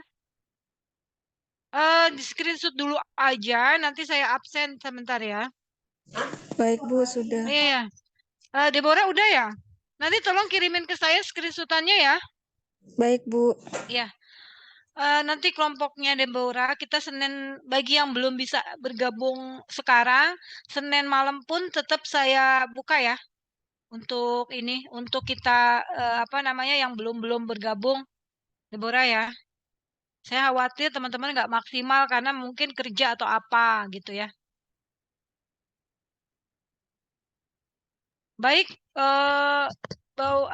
mohon maaf saya selalu kelewat ya, karena tadi kita ini dulu sih teman-teman presentasi dulu untuk melihat sampai sejauh mana tadi pemahamannya. Terima kasih banyak atas kerjasamanya ya. Saya harapkan apapun nanti kita harus maksimalin di UAS gitu aja ya. Terima kasih atas perhatiannya. Assalamualaikum warahmatullahi wabarakatuh. Waalaikumsalam warahmatullahi wabarakatuh. Terima kasih. Waalaikumsalam, makasih Bu. Makasih ya, sama-sama.